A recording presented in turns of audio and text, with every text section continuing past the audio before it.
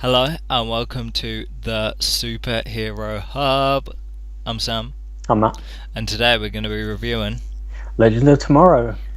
the latest episode of Legends of Tomorrow. This is entitled Camelot slash 3000, which is kind of interesting because it's like, just call it Camelot. You know what I mean? They were literally... Yeah, I think like I could be wrong, but I think Camelot 3000 is like a DC thing. I think it's a reference. I've never read it and I don't really care to, but I'm pretty sure it's a thing in DC. Oh, well, they're in the future for about 5 seconds, which is kind of... So it's not confusing as you kind of watch the episode because they explain it. So basically, we'll get into details about the spear. So, Rip Hunter and a couple of members of the Justice Society, or the Justice Society were like doing something and Rip Hunter tagged along, and they acquired the Spear of Destiny. Now instead of kind of keeping it all together, they break it into 4 different parts, and then each different person holds a piece. So Rip holds a piece, Courtney Whitmore holds a piece, or Stargirl, Dr. Midnight. yeah, I thought it was Obsidian. Nah. I don't know about that one. So Midnight's the guy in the future, isn't he? Year 3000. Okay, yeah, I thought it was Obsidian. No. Okay, so he's got a piece, and then an unknown person's got a piece. So whoever that's going to turn out to, and to hide it better, they kind of displace them in different kind of parts of time. Pretty much what Rip Hunter did in like the first episode, where he kind of blasted everyone to different times. So he did that with the 3 members who were holding the pieces of the spear. So it was revealed that we'll go with Dr. Midnight, but Dr. Midnight in the year 3000 he has one, and he has it kind of inbuilt into him. So Rip turns up, cuts it out of him, and that kind of, because they've got Martin Stein's daughter's algorithm to kind of coupled with the medallion. They're going off and they're finding each piece, so they're related to the piece in the future. Go to the year 3000, get there. The guy's already killed by Rip. Rip's written in blood, so they kind of know what's popping. So then they find another piece. You know, it's all kicking off, going from like not really doing anything to all of a sudden like this thing's going off everywhere, and they're finding pieces like left, right, and centre. So the next piece is in Camelot. Yeah, and so the episode goes downhill. Oh yeah, explain. Yeah. Oh god, it's so hokey, so damn hokey. Whatever they do, this kind of show is the like Merlin and Arthurian legend. It's like that damn show that was on the BBC as well. That was lame. Yeah, but the thing is, wasn't real. I swear there was like a mention. It wasn't real, but then it's been made real. That she like created it. I swear, like the girl created it to kind of hide. She's not created like a fantasy land. She's literally created Arthurian legend. It's like for real though. She's found a bloke named Arthur and made him king. Yeah. So when she got there, she got blasted to flipping Arthurian times, but not really Arthurian times. She was back in the day in England, and she thinks, oh, okay, there's this book about that I read. I know I'm going to kind of make, as you said, find someone and literally build the court of King Arthur, Camelot, and like she created it. So whatever. So she conveniently finds a woman named Guinevere and finds all the knights of the Round Table except for Lancelot, who of course we know that ends up being. Well, yeah, it was a slow episode, to be honest. It's all just so hokey, man. Like it's the same with Doctor Who. Doctor Who can get away with it when it's kind of a comedy thing. when they went back to find, like, it wasn't Picasso, but it might have been Shakespeare or something, when he went back to find them, or, Vincent van Gogh and things like that. When they play it hokey, it's fun. But when they play it serious, like they kind of try to do here, it just falls on its ass. Yeah.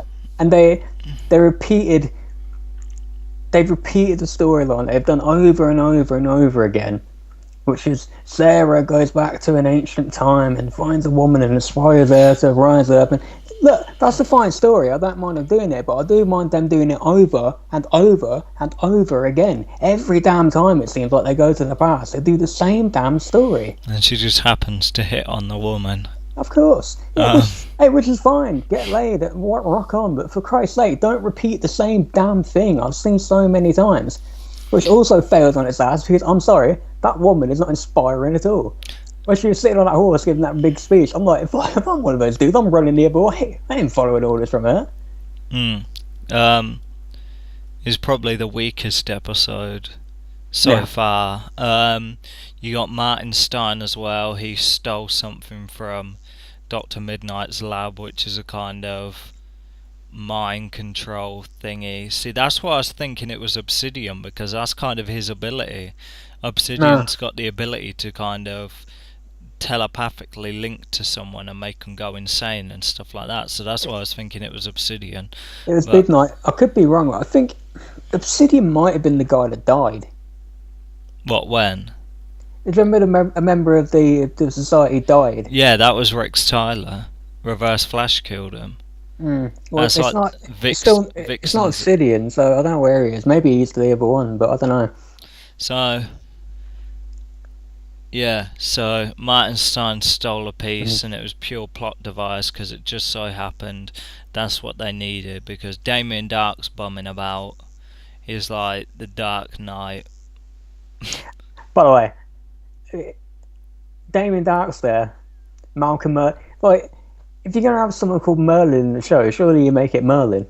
Yeah, I think maybe they thought, we're not going to push it that far. But I mean, I think, I'm interested he was just like there. It's like, where's everyone else? But obviously they must have split off and done their own thing.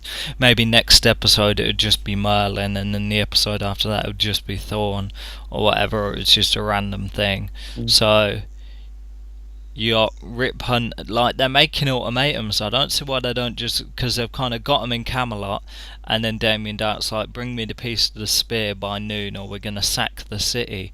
And it's just like, they're already kind of in a position of power. Like, before they did that, they should have just got in there, killed everyone, took the spear, and it's like, no, they've like won basically. They've got them like stuck, there's nothing they can do, nowhere they can go, and then it's just like, I want the spear by noon, like, outside of town. It's like, yo, why wouldn't you just get the spear there and then? They have King Arthur. The worst thing that can happen has already happened. Exactly, and they just let them all go, and then it's like, bring it to me and the next day. I thought that was real stupid. So yeah, the kind of mind control thing was like, it controls all the members of like town to fight against them, and then Mick Rory hacks into it because he adapts to the technology better than Martin Stein, stops all the people. There's a bit of a fight, which kind of brings me to like Ray Palmer. Like, I don't know what his problem is. Honestly, don't know what his problem is. It's just like suicidal all of a sudden. He's like, I'm ready to die and stuff like that. So he's doing dumb things, like, because in the book, in the little history book Nate's got, he's got like his funeral, Ray Palmer's funeral. So, and then he tells him about it, and he's like, that's okay. You know what I mean? That's the way I'm gonna go. I'm not really that bothered. It's like, what's this guy's problem? You know what I mean? I don't know, and that's a stupid trope as well. There's always a thing about, if you go back in time, there's the one that wants to stay and fight on. Shut up. He's a scientist. Yeah, I think he's getting too into it and that, because when he had it kind of like his little laser sword, like a lightsaber, it was just like, that was batty. It's just like, he's coming off a bit of an idiot. It's like, he goes back in time and he gets a little overexcited and is like, and I do all these things and stuff like that, and it's like, yo, you got a job to do. You don't want to be getting like proper enjoying it. It's like, go in, get the job done, get out. So they get the bit of the spear. Obviously, with the fight going on, Rip Hunter gets injured, knocked off his high horse. No pun intended. He's dropped, and instead of killing him or anything like that, Sara takes him on board the Wave Rider like an idiot. So you got him in prison, which is pretty moronic, along with the piece of the spear. So for all intents and purposes, Rip Hunter's exactly where he wants to be. He's on the ship, there's another piece of the spear, and like they've just let him onto the ship like morons. They should have just left him there in Camelot and he would have been stuck. But no. So yeah, and then at the end of the episode you've got like him talking to Gideon. So obviously Gideon's going to help him escape. She is going to get the piece of the spear, and then he's going to have 3 of them, so there's only going to be 1 left. So yeah, pretty slow. Pretty slow episode. But so now he's back on the ship, Rip. So has he got exactly what he wanted then? I think so, yeah. Because I don't really. It's an interesting one because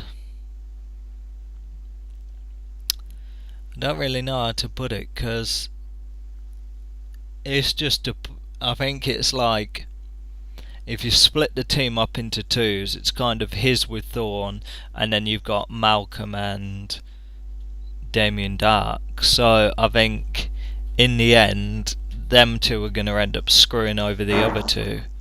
So literally it's just a 2-man team, and then the other 2, while they feel like they're kind of equals, they are still kind of lackeys. Yeah. Well, hopefully now he's back, we can move on a bit with the main plot. I guess we've still got another piece of the spear to find, but it's a shame we had to sit through this. I really thought it was downhill this episode. Not great. Yeah, I think that's kind of. It's interesting because like, a fan theory is that his like is kind of like taking on the like Captain Cold's kind of like metaphorical. You know, there's gonna be a 4th member of the Legion of Doom, and it's like Captain Cold. I think that's kind of a metaphor for Rip Hunter, because now he's kind of evil Rip Hunter. It's like for kind of he's Captain Cold in a way. So. Whether that's what they're doing or they are actually going to bring Wentworth Miller in, because I mean we're coming to the end now. There's only like a few episodes left and he still ain't turned up. So I figure in the last 2 episodes they would have at least brought him in or something like that. So whether Rip Hunter's a metaphor for Captain Cold and is the 4th member of the team, I don't know how they're going to unscramble his brain, because it'll be an interesting one. So, yeah. Okay, well, I guess we just hit him with, unless you got anything else to say, I think we should hit him with a rating. Nothing that springs to mind. Yeah, let's talk numbers. For me, go on. It'd have to be a 6. Yeah, 5.5. Really, that low? Yeah, it really bugged me. I thought it was super hokey. Yeah, I thought that there's nothing really. And what bugs me more is just repeating the same pattern they've done before. But you know, otherwise it's been a strong season. I guess one bad episode isn't all that horrible. At least they've moved the plot on enough now. You know, next week might be decent with Rick on the ship, so I look forward to seeing it. So, bad week. Don't forget to like, share, subscribe. I'm Sam. I'm Matt. And this has been the Superhero Hub.